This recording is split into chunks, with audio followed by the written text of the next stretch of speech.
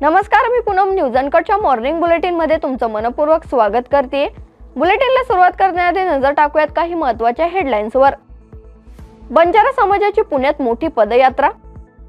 राहुल गांधींना लवंगी फटाकडा फोडता आला नाही, मुख्यमंत्री देवेंद्र फडणवीस यांचं वक्तव्य। पंतप्रधान मोदींच्या वाढदिवसानिमित्त कोल्हापूरमध्ये नुकत्याच जन्मलेल्या मुलींना सोन्याच्या अंगठ्या प्रदान। आणि हैदरपूर आरोग्य केंद्र स्वस्थ नारी सशक्त परिवार अभियान। आता पाहूयात बातम्या विस्ताराने। पुण्यात सकाळी शिवाजीनगर येथून बंजारा समाजाने हजारोंच्या संख्येने पदयात्रा काढली आणि ते जिल्हाधिकारी कार्यालयापर्यंत पोहोचलेत। तर या पदयात्रेत समाजातील नागरिक, पदाधिकारी आणि विविध संघटनांचे कार्यकर्ते सहभागी झाले होते। तर समाजाच्या मागण्यांसाठी आयोजित या पदयात्रेतून जिल्हाधिकाऱ्यांना निवेदन सादर करण्यात आले। तर संपूर्ण कार्यक्रम शांततेत पार पडलाय। आज आम्ही हैदराबाद गॅजेट लागू झाल्यानंतर महाराष्ट्रामध्ये बंजारा समाजाची एक ठिणगी पेटली। जे गेल्या कित्येक वर्षापासून जे एसटी आरक्षणाचा प्रश्न आमचा प्रलंबित होता, त्या गॅजेटमध्ये पहिल्या पानावर आमची नोंद निघाली, ते पण 1,36,000 त्या काळाची। म्हणून बंजारा समाज हा पेटून उठला आणि ते विदर्भातनं, मराठवाड्यातनं, खानदेशातनं ती ठिणगी आज पुण्यापर्यंत आलेली आहे। आणि आज पुण्याचा बांधव, माझा तेलंगणाचा बांधव, माझा आंध्राचा बांधव, माझा विदर्भाचा बांधव सगळे इथं काम करायला कष्टकरी समाज आहे, जो इथं जमला आणि समाजाच्या एका आव्हानावर हा मोर्चा हातात घेऊन आज हजारो क्राऊड आम्ही नाईक साहेबांच्या पुतळ्यापासून इथपर्यंत आलो। चांगल्या पद्धतीने आमचा मोर्चा झाला। आम्ही आमच्या मागण्या शासनापर्यंत पोहोचाव्या म्हणून एक ड्राफ्ट करून चांगल्या पद्धतीने आम्ही शासनाकडे त्या मागण्या दिल्या। कलेक्टर साहेबांना ते निवेदन। महाराष्ट्रातील विधानसभा निवडणुकीत दारुण पराभव झाल्यानंतर महाविकास आघाडीने तसेच काँग्रेस नेते राहुल गांधी यांनी मतदानात घोळ झाल्याचा आरोप केला होता। तसेच राहुल गांधी यांनी पत्रकार परिषद घेत बोगस मतदान झाल्याचा आकडा देखील जाहीर केला होता। आता याच मुद्द्यावरून मुख्यमंत्री देवेंद्र फडणवीस यांनी राहुल गांधी यांच्यावर जोरदार टीका करत म्हटलंय की राहुल गांधी लवंगी फटाकडा फोडू शकले नाहीत, फुसका बार त्यांनी लावला होता, असा टोला फडणवीस यांनी लगावलाय। कोणीही कोणत्याही पक्षाचे असो, पण राजकारणात वावरताना सुसंस्कृतपणा दाखवायला हवा।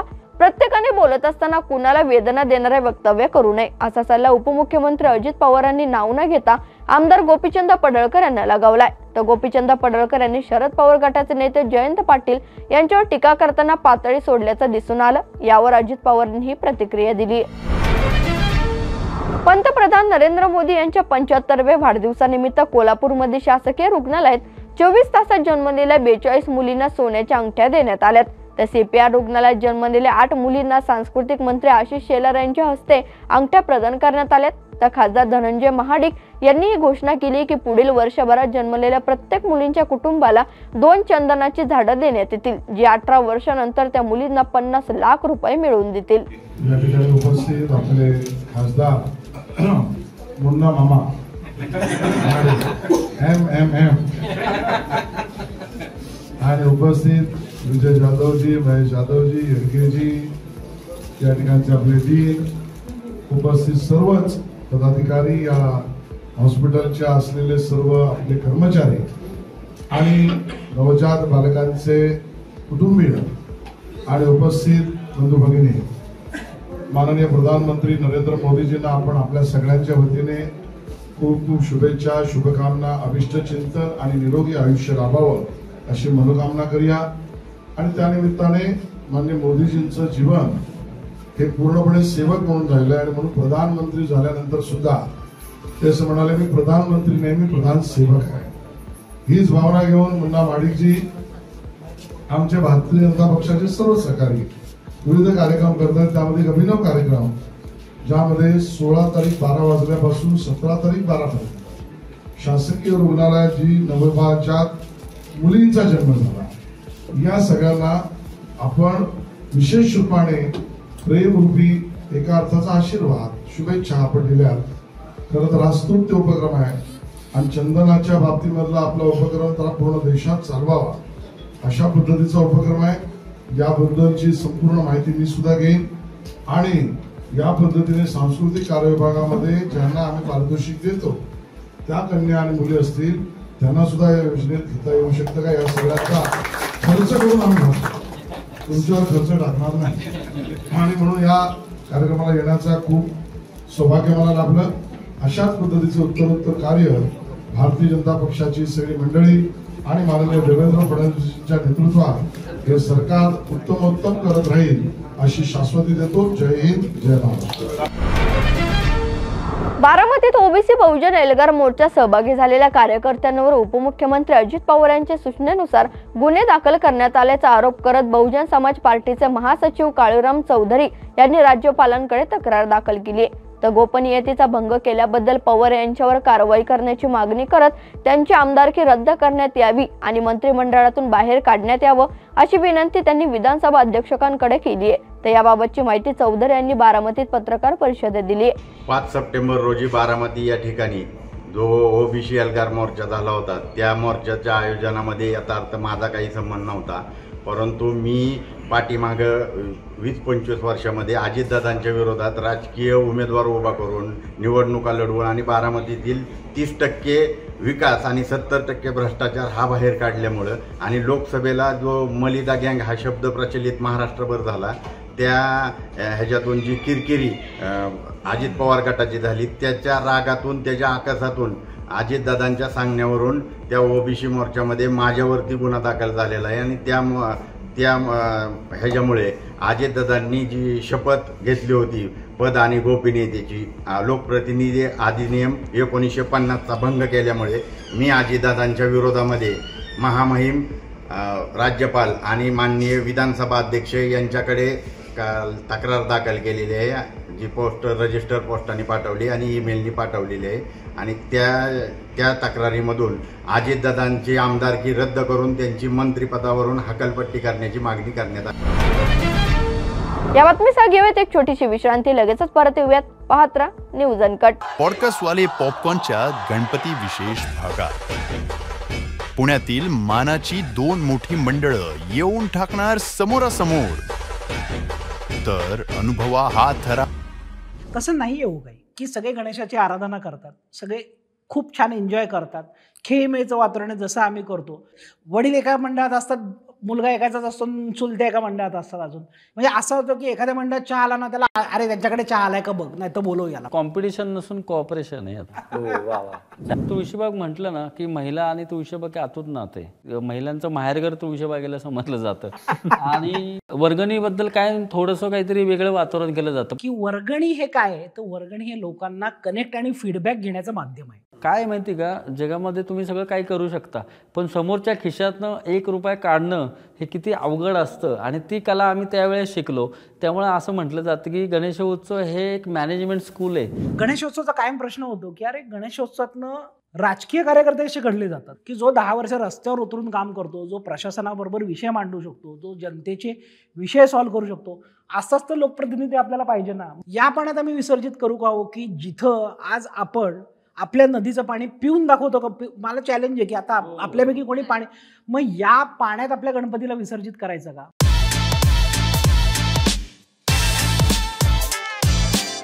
तर धमाल मस्ती किस्सांनी भरपूर आणि मित्रमंडळासोबत पाहावा असा गणपती विशेष पॉडकास्ट नक्की पहा.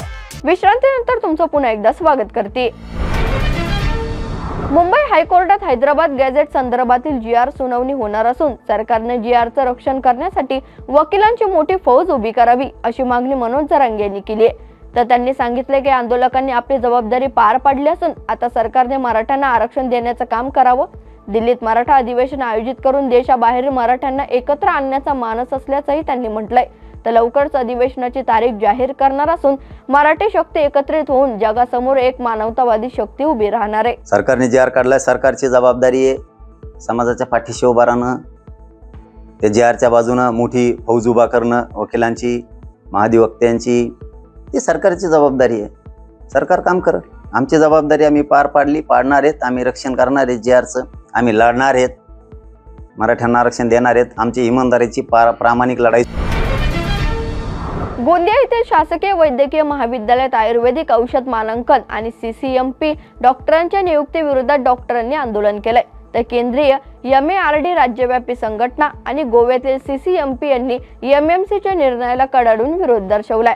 ते BMS डॉक्टरांकडे वैद्यकीय प्रथांचं सलोख ज्ञान नसल्याने रुग्णसेवा धोक्यात येईल अशी त्यांची भूमिका आहे. तर राज्यभर वैद्यकीय सेवा, इमर्जन्सी सेवा वगळता बंद राहतील, ज्यामुळे रुग्णांना तात्पुरती गैरसोय होईल. सांगणार सर, आज काय विषयावर आपला मोर्चा होता?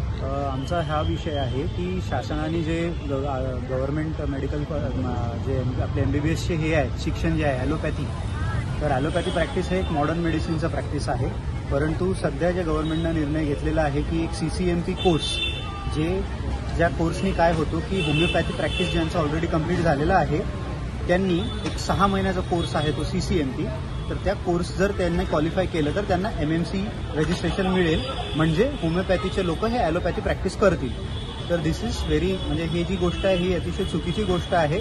कारण की CCMP कोर्समध्ये काय सांगितलेलं आहे की 6 सब्जेक्ट्स आहेत त्याच्यामध्ये जे एकदम कोर सब्जेक्ट्स आहेत, जसं की फार्मॅकॉलॉजी, मेडिसिन, सर्जरी. तर ही जी कोर्स आहे हे 6 महिन्याच्या पिरियडमध्ये एवढे सगळे मेन जे सब्जेक्ट्स आहेत हे कव्हर होणे अशक्य आहे. आणि जर त्यांना ॲलोपॅथी प्रॅक्टिस दिलंय तर मग MBBS ज्यांनी कंप्लीट केलेलं आहे, ज्यांना 4.5 वर्ष लागतो ॲलोपॅथी प्रॅक्टिस मास्टर करण्यासाठी, ते 4.5 वर्षाचं जर तुम्ही मूल्यांकन एका 6 महिन्यामध्ये करत असाल तर ती गोष्ट अतिशय चुकीची आहे आणि आम्ही त्याच्या विरोधात आहोत. महानगरपालिका क्षेत्रातील हैदरपुरा शहरी आरोग्य केंद्रात स्वस्थ नारी सशक्त परिवार अभियानांतर्गत शेकडो महिलांनी आरोग्य तपासणीचा लाभ घेतलाय. तर सार्वजनिक आरोग्य विभाग आणि महानगरपालिकेच्या संयुक्त विद्यमाने राबविलेल्या या मोहिमेत रक्त, डोळे, गुप्त आजार, कॅन्सर, BP, शुगर व छातींचे आजार आदी तपासण्या करून औषधे व उपचार देण्यात आलेत. तर कार्यक्रमांचं आयोजन डॉक्टर सीमा नैताम यांनी केलं असून साथरोग नियंत्रण अधिकारी डॉक्टर रुपेश खडसे यांनी 4 सप्टेंबरपर्यंत आधार कार्ड सह मोफत तपासणीचा लाभ घेण्याचं आवाहन केलंय. या उपक्रमाला नागरिकांकडून उत्स्फूर्त प्रतिसाद मिळतोय. अमरावती महानगरपालिकेच्या वतीने तसेच अमरावती महानगरपालिका सार्वजनिक आरोग्य विभागच्या वतीने हैदरपुरा येथील वैद्यकीय अधिकारी डॉक्टर नीता मॅडम तसेच या अमरावती शहराचे आयुक्त आदरणीय सौम्याताई कांडप तसेच आमचे वैद्यकीय अधिकारी आरोग्य अधिकारी डॉक्टर विशालजी काळे यांच्या संयुक्त विद्यमानाने संपूर्ण शहरामध्ये संपूर्ण 13 आरोग्य सेंटरमध्ये महिलांसाठी स्वस्थ नारी आणि सशक्त परिवार, जी नारी घरामध्ये सशक्त राहील, स्वस्थ राहील, त्या घरातील लक्ष्मी नांदल म्हणून ही माननीय आदरणीय पंतप्रधान मोदी यांची संकल्पना असून आपण सर्वांनी संपूर्ण शहरामध्ये जिथे जिथे आमच्या आरोग्य विभागाचे शहरी आरोग्य केंद्र आहेत तेथे सर्वांनी आपल्या घरच्या महिलांचा व बाळांना, मुलांना मोफत तपासणी करावी. त्यामध्ये संसर्गजन्य आजार असो, असंसर्ग असो वा कोणतेही आजार असो तिथं विनामूल्य करण्यात येईल, एवढी मी ह्या अमरावती शहरातील जनतेला जाहीर आवाहन करतो. आणि ह्या कॅम्पचा याच्या सर्वांनी लाभ घ्यावा ही आमच्या आरोग्य विभागाला विनंती करतो. जय हिंद, जय भारत. परळी तालुक्यात मंत्री पंकजा मुंडे यांच्या पुढाकाराने आयोजित जनता दरबाराला नागरिकांचा उत्स्फूर्त प्रतिसाद मिळालाय. या दरबारात नागरिकांनी रोजगार, पाणी पुरवठा, वीज, रस्ते, शासकीय योजनांचा लाभ आदी समस्या मांडल्यात. तर मुंडे यांनी प्रत्येकाची समस्या ऐकून घेत संबंधित अधिकाऱ्यांना तातडीने सूचना दिल्यात. तर काही प्रश्नांची जागेवर सोडवणूक झाली तर जटिल मुद्द्यावर पुढील कार्यवाहीची खात्री दिली आहे. कोल्हापूरच्या नांदणी मठातील महादेवी उर्फ माधुरी हत्तीन परत मिळावी म्हणून हाय पॉवर कमिटी समोर याचिका दाखल करण्यात आली आहे. तर नांदणी मठाकडून जस्टिस वर्मा यांच्याकडे ही याचिका सादर करण्यात आली आहे. तर नवरात्र उत्सवात महादेवी हत्तीन परत पाठवावी अशी नांदणीकरांची अपेक्षा आहे. आपल्या सर्वांच्या आस्थेचा विषय दक्षिण भारताचा नव्हे तर संपूर्ण भारत देशातील आणि परदेशातून ज्या लोकांची उत्सुकता ज्या विषयासाठी जी माधुरी हत्ती परत नांदणी मठामध्ये यावी हा विषय प्रत्येकाच्या जिव्हाळ्याचा प्रश्न आहे. आज आपण हाय पॉवर कमिटीकडे जस्टिस वर्मा साहेब जे रिटायर जे त्या कमिटीचे प्रमुख आहेत त्यांच्याकडं येऊन त्यांच्या ऑफिसला आम्ही आता त्याचं परत नेण्याविषयीची याचिका फाईल केलेली आहे. आम्ही त्याच्यामध्ये मागणी केलेली की लवकरात लवकर म्हणजे नवरात्रीच्या आधी नांदणी मठाकडे हत्ती यावीत अशी अपेक्षा आम्ही व्यक्त केलेली आहे. यामध्ये राज्य सरकारने घेतलेली सकारात्मक भूमिका, त्याचप्रमाणे वंतारानं घेतलेली सकारात्मक भूमिका, आपल्या सर्वांच्या भावनेचा आदर करून ह्या नांदणी मठ, वंतारा आणि राज्य सरकार यांच्या संयुक्तरित्या होत असलेल्या या कारवाईमुळे निश्चितच लवकरात लवकर माधुरी हत्ती नांदणीमध्ये परत येईल असा आशावाद व्यक्त केला. या बातमीसाठी घेऊयात एक छोटीशी विश्रांती, लगेचच परत येऊयात. पाहत राहा न्यूज अनकट. या पावसाळ्यात परफेक्ट मेमरीज क्रिएट करा अंधारपन फार्म्स अँड रिसॉर्ट्सच्या अमेझिंग पॅकेजेससह. Deluxe rooms, comfortable stay, tasty breakfast, high tea snacks आणि डिनर फक्त 1500 पर पर्सन. कपल्ससाठी खास deck rooms perfect nature view सह रिलॅक्स करा फक्त 3300 मध्ये. ॲडव्हेंचर्स प्रेमींसाठी आहे स्टे आणि अंधारबन ट्रेक फक्त 1700 पर पर्सन. अधिक माहितीसाठी आजच संपर्क करा आणि इन्स्टा पेजला फॉलो करा. विश्रांतीनंतर तुमचं पुन्हा एकदा स्वागत करते. पाहूयात उर्वरित बातम्यांचा आढावा. अमरावतीत कापूस अभ्यासक आणि शेती तज्ञ संवादात राज्य सरकारवर शेतकरी नेत्यांनी कठोर आरोप केलेत. तर विदर्भातील मागील 8 महिन्यात 1,500हून अधिक शेतकरी आत्महत्या झाल्याचं सांगत सरकार शेतकऱ्यांची जमीन उद्योगासाठी घेण्याचा कट रचत असल्याचा दावा राकेश टिकेट यांनी केलाय. तर शेतमालाला हमी भाव न वाढण्यामागे हा हेतू असल्याचंही त्यांनी म्हटलंय. ये कहा है कि अगर सरकार की जो पॉलिसी है और इनके मंत्रियों ने पहले बोला भी था कि खेती से हमको करीब 40% लोगों को और हटाना पड़ेगा. अभी जैसे 67-65% लोग खेती पे है गांव में. इन्होंने कहा कि इसको हमको 40% से भी नीचे जाना पड़ेगा. तो 40 से मतलब नीचे जाकर ये है कि ये यहाँ से करीब 40 करोड़ लोगों को खेती से हटाएंगे. ये इनकी पॉलिसी चली हुई है. ये चाहते हैं कि किसान जमीन बेचे, खेत को छोड़ दें, कृषि को छोड़ दें. जब ये फसलों के दाम नहीं दे रहे, किसान नुकसान में है, उसकी ज़मीन के भाव बढ़ रहे हैं लेकिन फसलों के भाव उसके नीचे जा रहे हैं. ज़मीन बेच के तो वो अमीर हो सकता है, फसल बेच कर गरीब हो रहा है. यही हमारा आंदोलन है. यही हमने किसानों को बताया कि सरकार आपकी ज़मीन छीनना चाहती है. धुळे येथे नो हॉकर झोनच्या समर्थनार्थ व्यापारी महासंघाने मूक मोर्चा काढलाय. जो छत्रपती शिवराय पुतळ्यापासून गांधी पुतळ्यापर्यंत संपन्न झालाय.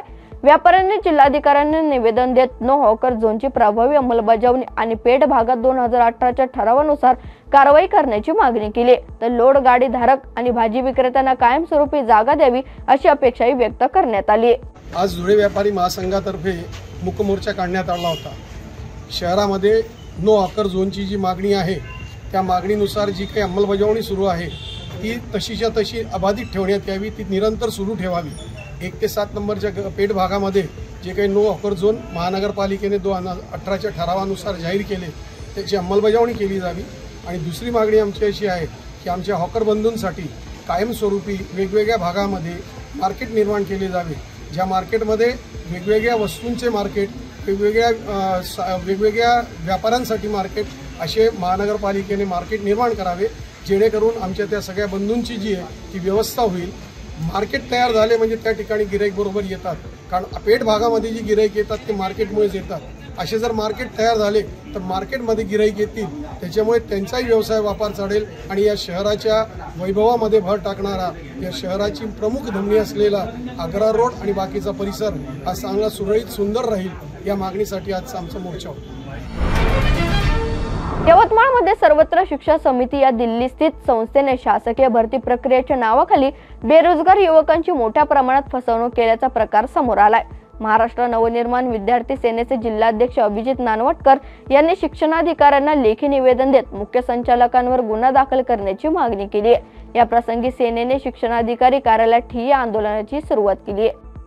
आज आम्ही महाराष्ट्र नवनिर्माण विद्यार्थी सेनेच्या वतीने शिक्षणाधिकारी साहेब यांना निवेदन दिलेलं आहे आणि इथे आम्ही ठिय्या आंदोलन केलेलं आहे. आमची मागणी हे होती की सर्वत्र शिक्षा समिती ही एक बोगस पद्धतीची शिक्षक भरती यवतमाळ जिल्ह्यात करत होती. या सर्व गैरप्रकार महाराष्ट्र नवनिर्माण विद्यार्थी सेनेने आणि महाराष्ट्र नवनिर्माण सेने यवतमाळ शहराच्या वतीने उघडकीस करण्यात आला. शनिवारी आम्ही त्या कार्यालयात आकस्मिक भेट देऊन त्या कार्यालयात जे फॉर्म विक्री चालू होती ती बंद केली. रविवारीही बंद होती आणि सोमवारी त्यावर शिक्षण विभागाने कारवाई केली. कारवाई झाल्यानंतरही अद्यापही त्या सर्वत्र शिक्षण समितीच्या संचालकाविरोधात कुठलाच गुन्हा दाखल झालेला नाही आहे. महाराष्ट्र नवनिर्माण विद्यार्थी सेनेची मागणी आहे की आपण या विरोधात गुन्हा दाखल करण्यात यावा. आज आम्ही इथं हे आंदोलन केले असता जिल्हा परिषद शिक्षणाधिकारी यांच्या कार्यालयात त्यांनी आम्हाला आश्वस्त केले की आज रोजी गुन्हा दाखल होईल 4 वाजेपर्यंत आणि आम्ही आमचं हे आंदोलन इथे थांबवलेलं आहे. आज जर 4 वाजेपर्यंत गुन्हा दाखल झाला नाही तर महाराष्ट्र नवनिर्माण विद्यार्थी सेना आक्रमक भूमिका घेईल. सतत सुरू असलेल्या पावसामुळे वाशिम जिल्ह्यातील नद्या आणि नाले ओसंडून वाहत आहेत। याच पावसाच्या पाण्यातून गोंडेगाव मधल्या 4 वर्षाचा स्वराज अशोक खिल्लारे हा चिमुकला घराबाहेर खेळताना पावसाच्या पाण्याने भरलेले सिमेंट नाल्यात पडला असून वाहून गेलाय।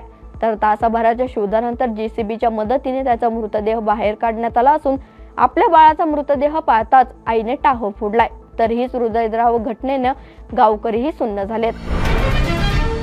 या बातमीसह मॉर्निंग बुलेटिन मध्ये तेच थांबूयात। पाहत राहा न्यूज अनकट।